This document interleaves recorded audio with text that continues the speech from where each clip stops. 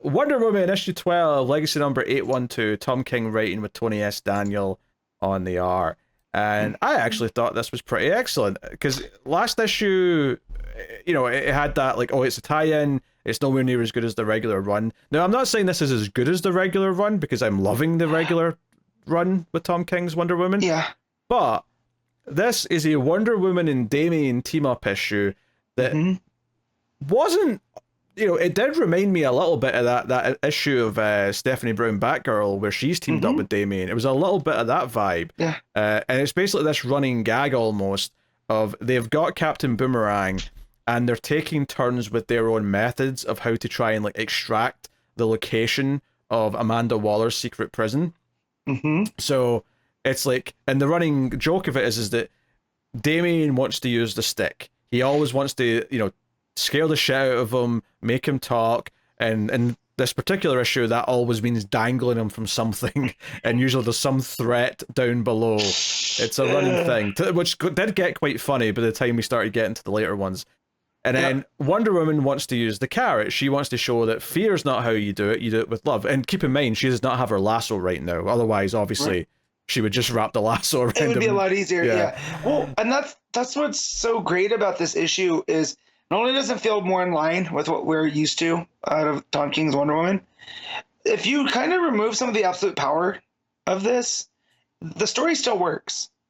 Yeah, obviously, the reason why they want this information is for that event, but it doesn't really matter ultimately. No. Like the story's about them working together and learning, because one of the running gags is that Damien keeps wanting to beat him up and Diana keeps saying no, but Boomerang is such a prick that he keeps calling Diana a bitch, and there's multiple times in her turn when it's meant to be the nice thing where she snaps and like beats him up a little bit, and there's a great moment where Damien's like, I can't help but notice he seems to be getting more violence on your turns than mine. Well, don't forget, Boomerang is Australian. I didn't think he was calling her a bitch. I think he was going the full C-bomb. Well, I think it varied from... Okay. I feel like the moment where she said, "Oh, I find that word unpleasant," I assumed that was bitch because it's more common. But I mean, there's definitely once or twice where I read he's cursing as the C-bomb. That's it though. It is guilty of that thing where every so often there'll be a curse word censored where I actually have trouble deciphering which word it's supposed to be because it like all the ones I could put in there don't feel like they fit the sentence. But that's kind of Tom King's style because that happens in Penguin as well. That's true. It does.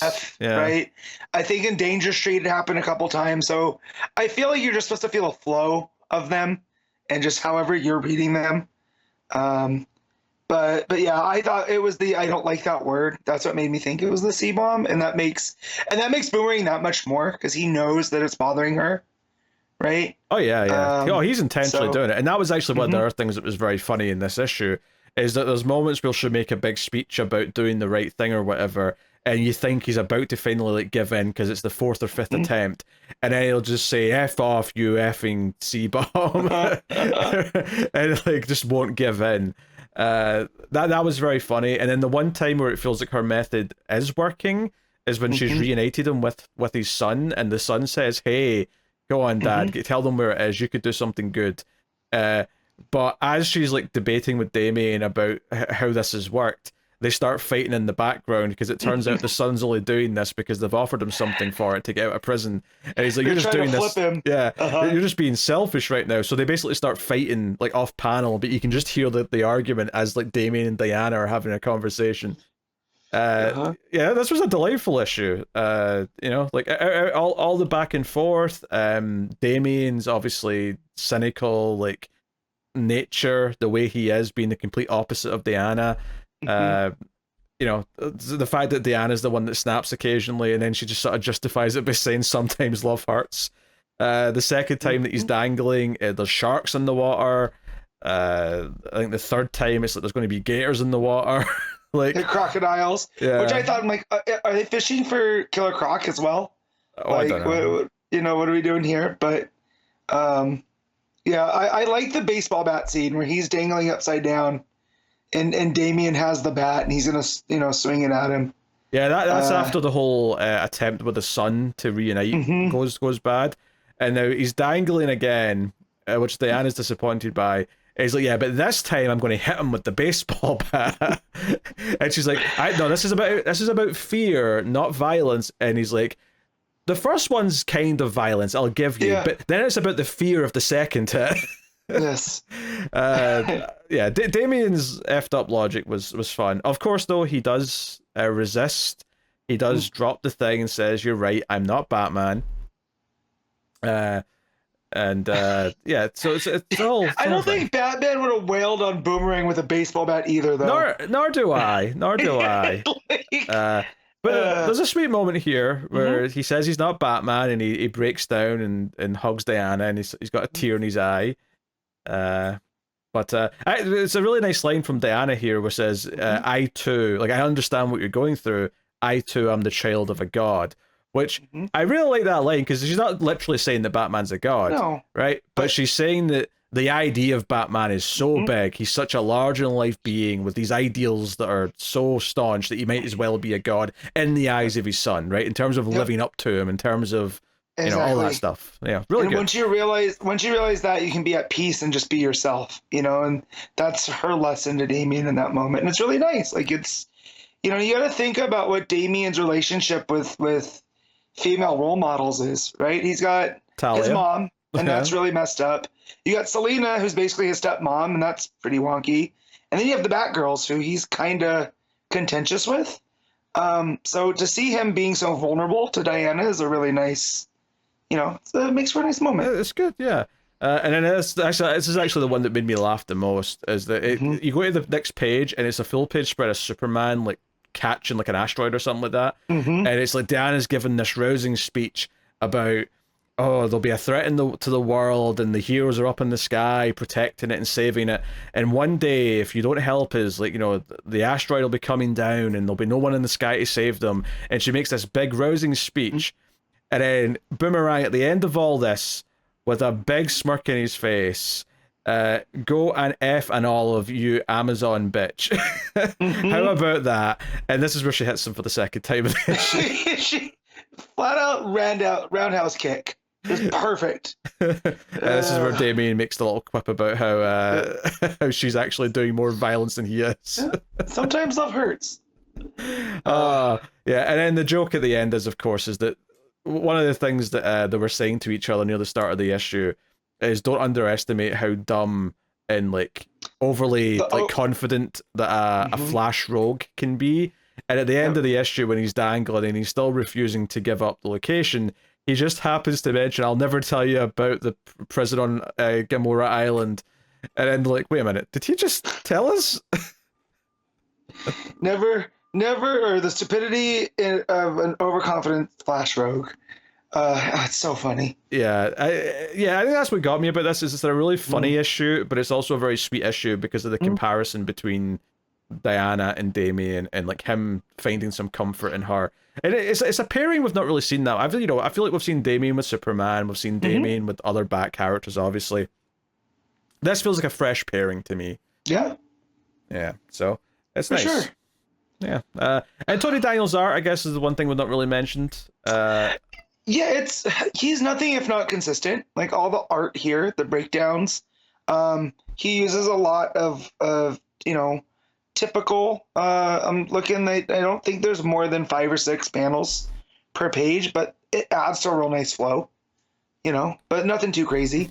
Yeah, I think Tony Daniel's what I'd call a pretty solid house style artist, in that I never feel wowed by his work, and I do sometimes think expressions on some faces can be a little bit flat, but generally speaking, it's pleasing enough art to look at, and it does, the layouts are reasonably solid and or feel like a nice modern comic book.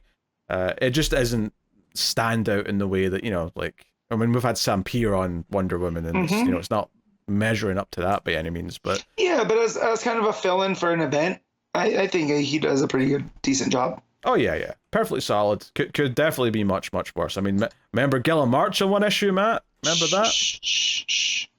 I'm looking at covers right now, and he has one of the. So that was weird that you said that as I was looking at the covers. Yes, Gilliam March will come out of the cracks. He'll be there watching. Oh. So there's backup as well, World's Finest Part 9, which is more of the new Trinity with Lizzie and the boys. This is when they're adults though, and they are the Trinity, and they're basically dealing with the Mongol of Infinite Earths, and they have to travel for 73 days in their fancy spaceship, which, even using all the wormholes they can, the quickest they can get there is 73 days. So again, much like a lot of these backups, it's more of a light-hearted comedy story where it's not about the threat of this evil big bad version of Mongol. It's about how much they get in each other's nerves while they're traveling together for 73 days. It is the ultimate family road trip. Yes. Where by the end of it, you want to kill each other, but, you wouldn't have it any other way. Yes. The boys aren't putting the toilet seat down. That's upsetting Lizzie. They keep making fun of Damien's suit smelling bad because he doesn't wash it. Yes.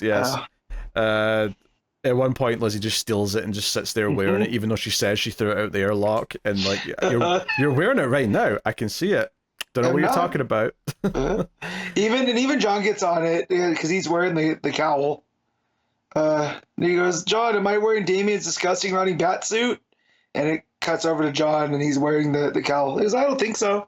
So yeah, but they very much feel like a family, like they've had throughout, and seeing these more adult versions of them, yet, so they're adults, but we haven't lost any of that fun, Yeah. And the joke at the end is that they actually beat Mongol of Infinite Earths in one punch, effectively. Yeah, because on the way there, they're like, "Hey, if we do this right, we could get there, and he won't, he won't. We'll beat him before he gets to unlock all this unlimited power. But if we get there late, it might be too much for us to handle." And so they get there, and they got him, I guess, at the right spot. And even Damien's like, or John goes, "Seems like we got here before you could acquire the power." And David's like, "You think? What are we gonna do now?" We're going to travel back for 73 days. Oh, no, actually, because of the way the cosmos is flowing, it's actually going to be 95 days. So, maybe we can wake him back up and fight again, so we don't have to travel together for a little bit. So, it's a joke story like a lot of these backups have been, but it's kind of sweet. The chemistry between the characters is pretty solid. Obviously, I think other parts of this backup have benefited from being so different in tone from the main story. Yeah. Whereas I'd argue this one is not the exact same tone as this main story with Damien and Diana, but it's definitely closer than it usually is. It's similar. Yeah. So it's similar. It's always been nice when these stories by Ortega and King, when it's kind of gotten darker, that they add a nice little, piece of light and levity. Yeah, when the main story's getting dark, the backup can sort of give you a little bit of a pick-me-up afterwards. Pick you up before it, right. So here, when they're both like that, though, it makes for a very pleasurable, reading experience, which after the last issue, I was, not that I was worried about it because it was fine, but I thought it was going to be more tie-in stuff. So to have a standalone and then, one of these Trinity stories. Well, to be fair, it is tie-in stuff. It's just better tie-in stuff.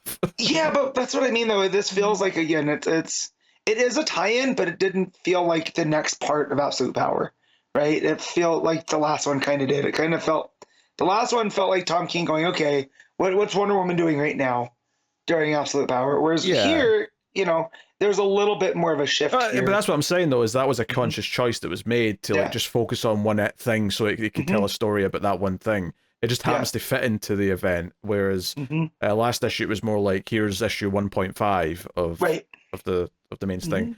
So, no, a very good tie-in issue. Obviously, I'm looking forward to it being back to its full, proper main story. But this was if this is what a tie-in issue is going to be, or a fill-in issue is going to be, I am more than happy with this as a standalone story. So, what are you giving Wonder Woman, Matt? I'm gonna use an 8.5.